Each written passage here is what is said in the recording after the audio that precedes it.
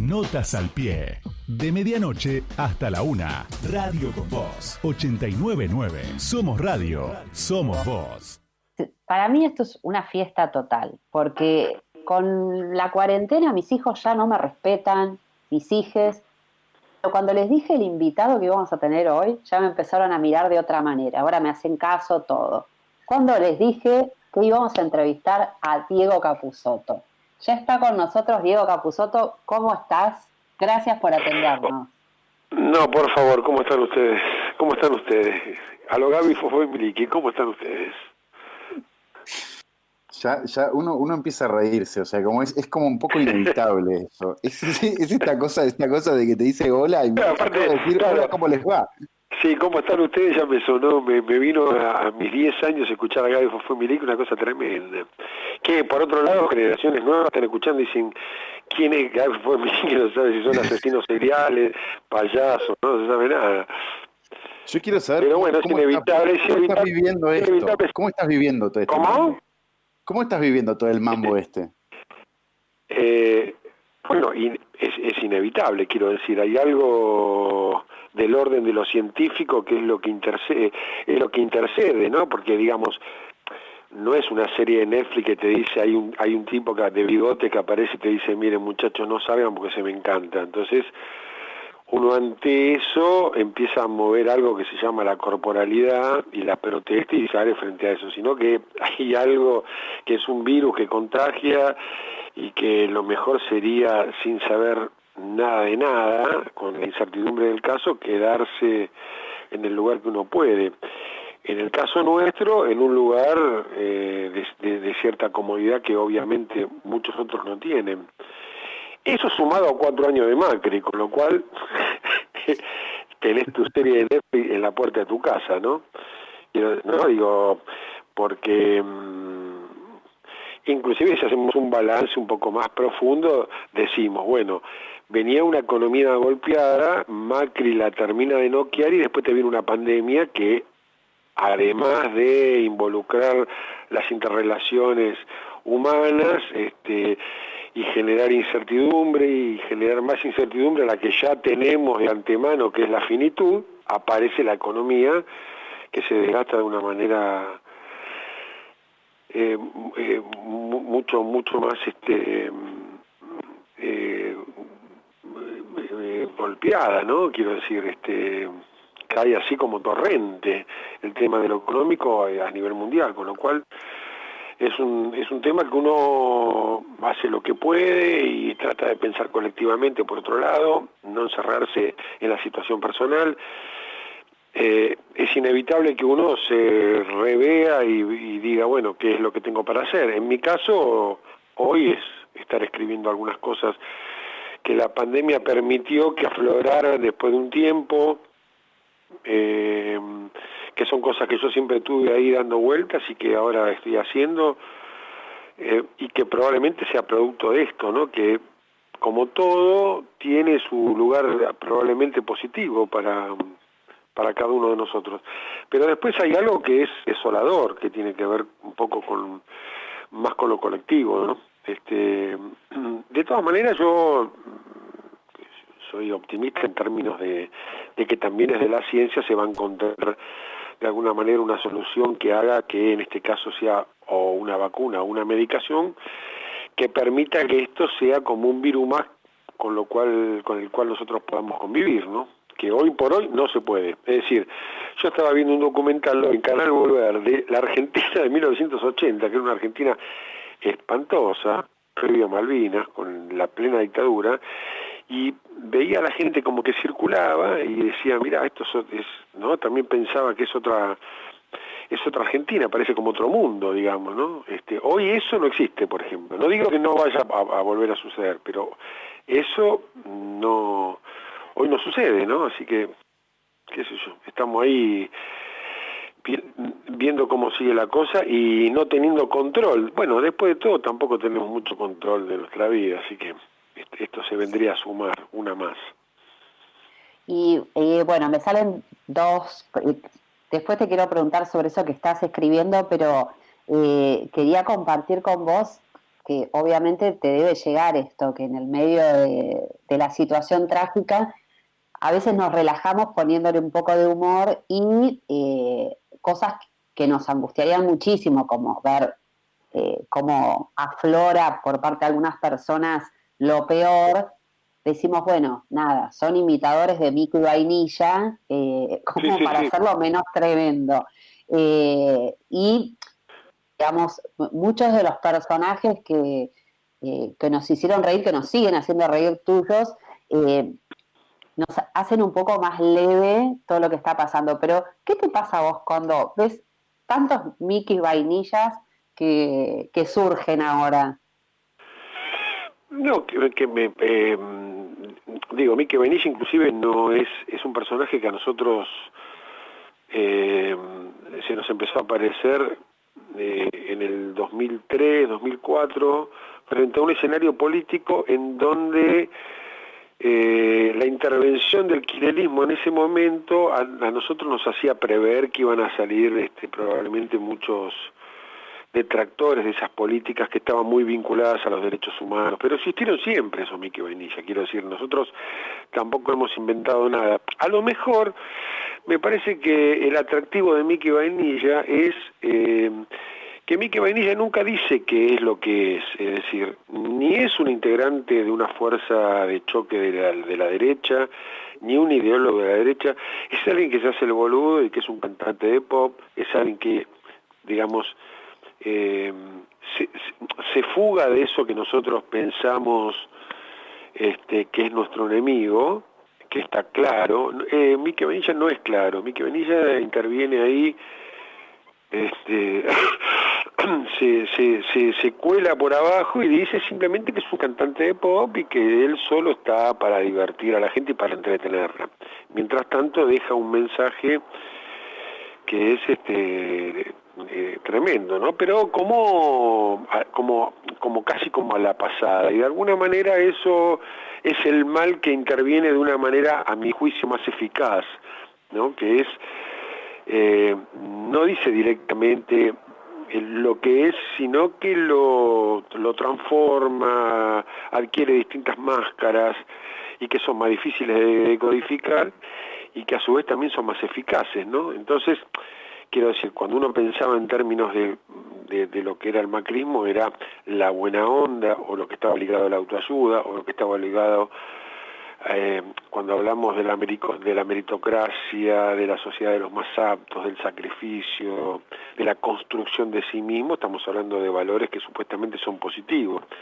Ahora, si esos valores son para que nosotros nos construyamos por fuera del otro sin que nos importe una construcción más colectiva, ahí es donde empiezan los problemas. Quiero decir, cuando la distribución no es justa, ahí empiezan siempre las dificultades. Que se trata de eso, sobre todo en nuestro país, ¿no? De la puja distributiva y de cómo eso se efectúa o se efectiviza. Entonces, Mickey Vainilla lo que ha tenido, a diferencia de ser... Mickey Vainilla no es un cheto que dice que es cheto y que dice que es parte de una sociedad activa y que está por fuera del resto, sino que se involucra como en la sociedad toda y es parte del espectáculo. El espectáculo de alguna manera es ser un cantante pop, ¿no? Digamos, algo que está naturalizado, efectivizado y que puede transmitirse por la televisión todas las tardes. Entonces ese es Mickey Vainilla y ese es el mal que penetra de manera más letal. Me parece que ahí está un poco lo que encontramos con Pedro más interesante del personaje, ¿viste? Porque de alguna manera parodiar al cheto es lo más fácil, digamos, ¿no? Es mucho más fácil parodiar al cheto que odia a las clases menores que parodiar a alguien de clase media baja que putea al negro, que le dan un plan social y que vive a 2 cuadras de su casa, ¿me entendés? Eso es mucho más complejo eso. ¿Desde qué lugar haces humor con alguien que es un trabajador, que a lo mejor se levanta a las 6 de la mañana, va a trabajar a la oficina, pero odia al tipo de la esquina que es de la misma clase social que él, ¿entendés? Eso es mucho más complejo. Para mí es más fácil decir simplemente, bueno, voy a ser de un cheto que como tal cree que es de una clase superior y entonces por lo tanto tiene un enemigo claro que es el pobrecito que anda todo el tiempo ahí rebuscándosela, ¿no? Te estaba escuchando, me cuelgo escuchándote como siempre me pasa, pero hablaste de esto un poco de lo pop, de lo popular, de lo que se pone un poco de moda. Quería saber qué pensás. Sé que creo que todavía estás sin usar redes sociales, no tenés ni No, Twitter, ni sí. Facebook, ni nada de eso. Y quería saber un poco eso, ¿qué pensabas, viste, de la primera etapa de la cuarentena, en donde un estallido de recomendadores de libros, de recomendadores de gimnasias, de Sí, sí. hiperproductivos por todos lados? ¿Qué pensás? ¿Cómo lo ves? No, bueno, sí, la necesidad de producir, la necesidad de estar haciendo algo y no detenerse ni un instante para hacer algo que sea una elección personal, digamos. Yo trato de dispersarme de esas cosas de los consejeros, como también de los opinadores públicos, digamos. Nada, quiero decir, frente a esta incertidumbre que tenemos hasta de nuestras propias vidas, cuando aparece algo como la pandemia que nos aquieta, porque nos obliga, digamos, a tener una especie de retroceso, como si algo te empujara hacia adentro de lo más seguro que es tu casa, en el caso nuestro, que somos una casa acomodada, ¿no? Entonces empiezan las grandes recomendaciones que yo de las cuales no participo por suerte. Digamos, ante esta situación uno trata no solamente de ver su propio lugar en el mundo, que finalmente en el caso nuestro es un lugar en el que uno puede detenerse y pensar, a diferencia de otros lugares de más necesidades. Y entonces, bueno, uno toma partido por sí mismo, digamos, ¿no? Por su propia producción en este caso, frente al problema, ¿no? Después aparecen, bueno, los grandes recomendadores, qué sé yo, no sé, eso es... No, a mí no me toca tanto eso, digamos. Hay algunas recomendaciones, como todas recomendaciones interesantes, y otras que uno escucha y dice, bueno, gracias, paso. Digamos, sí, quiero decir, que hay recomendaciones que tienen que ver más con lo espiritual, con esta idea un poco de que, bueno, esta pandemia se lleva a cabo a partir de una especie de reconcentración de sí mismo y búsqueda, y yo escucho eso y digo, bueno, está bien, me parece interesante, pero hay problemas sociales mucho más concretos que no se solucionan para mí desde el costado espiritual, sino desde una ayuda orgánica, en este caso de un estado que tiene que estar presente. Ya que no tenemos estado de bienestar, ¿no? La autoayuda sería interesante si en principio tenés un estado de bienestar, ¿no? Donde eso pueda fluir. Si no es sectario, eso a mí me resulta sectario, me resulta como para un sector que frente al problema se esconde de una manera un poco más cómoda. Finalmente para mí es eso. ¿Y qué estás escribiendo? Que hace un rato nos contabas que estabas aprovechando para... Sí, no, estoy escribiendo, en realidad yo siempre tuve como alguna vez algún tipo de proyección que tenía que ver con formas poéticas, que son para mí formas más como si fueran postales, ¿no? Que tienen más esa forma, no novela, que digamos, nunca me puse, pero no me siento capacitado para hacer una novela. Entonces, hay formas poéticas, cosas que a mí me salen a escribir, que siempre tuve ahí como presentes para una proyección futura, que la propia profesión no me comprometió a eso, porque estaba, digamos, con proyectos y esas cosas que bueno, que ahora no tengo, porque todo esto también paró los proyectos del cuerpo, digamos. Estábamos haciendo teatro y se cortó. Hay una película para la que me convocaron, que tampoco sé si voy a participar o no, porque es para octubre, noviembre, y no sé cómo es la dinámica de esta crisis como para saber si en octubre o noviembre esa película finalmente tomará cuerpo. Entonces me puse a escribir cosas y empezaron a salir también cosas que evidentemente tenía, entonces salen también naturalmente porque están. Y en algún momento aparecen, y en estos momentos en donde uno deja una actividad que es actoral, empiezan a aparecer otras cosas, que pueden ser desde ir a caminar a seguir vinculado con cosas con las cuales uno sigue vinculado, como la música o el cine o leer, y aparece esto también de escribir. Entonces eso ahí apareció... Te iba a preguntar eso un poco, si te veías siempre haciendo lo mismo, si esta como pandemia o esta introspección te dio este lugar de decir, bueno, si no aparece trabajo como actor, no sé, puedo hacer otra cosa, o ¿te pasó algo de eso? No, mira, esto simplemente aquietó algo que tiene que ver con la profesión, proyectos, paró todo, como nos paró a todos. Hay proyectos que yo tengo para continuar.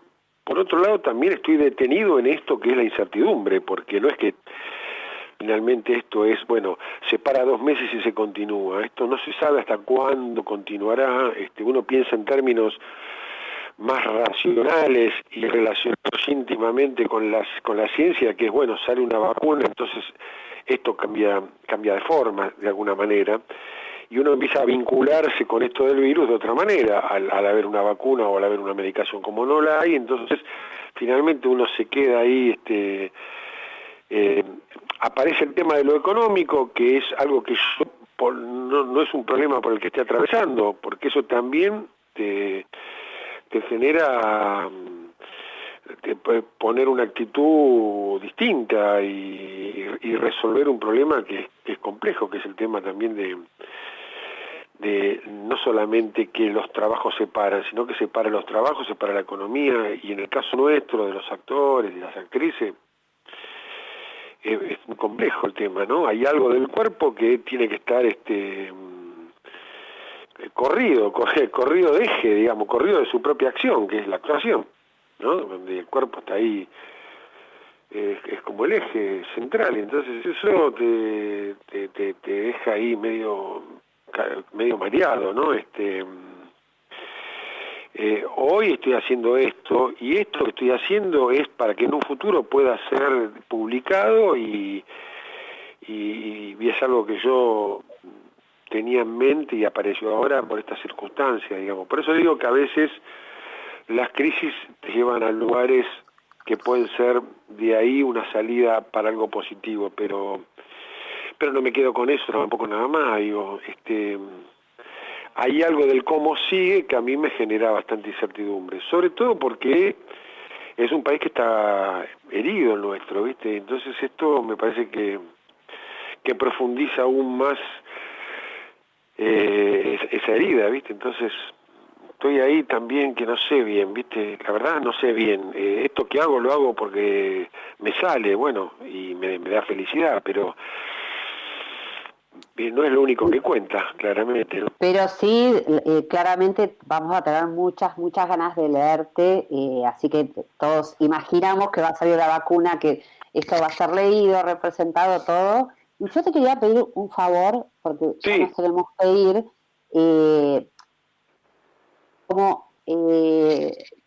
los adolescentes, yo siento que, porque los adultos tenemos como un norte, ¿viste? Pasar este momento, pensar en el futuro, rearmarnos, y siento que le está faltando algo a los adolescentes, está faltando el discurso, y como a vos te aman, yo te digo como madre de un adolescente y de una preadolescente, todos los adolescentes, lo que quieras, un mensaje, un saludo, algo para que te escuchen, para darles ánimo. Quería cerrar con eso, con Diego Capusotto hablándole a las pibas y a los pibes. Sí, bueno, en principio un gran cariño para algo que continúa la vida, digamos, y que continúa el mundo, que espero sea desde ya para bien, y yo tengo mucha confianza en eso. confianza en que todo, digamos, pueda ser direccionado para los mejores lugares.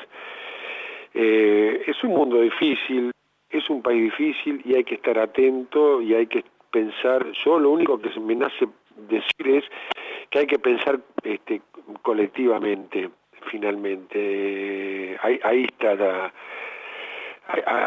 ahí me parece que pasa la salsa está ahí, ¿viste? No solamente los propios proyectos que uno no debe desvirtuar y al contrario debe construir, y son decisiones tomadas, que son decisiones siempre personales. Y a mí me parece que la individualidad está muy bien, pero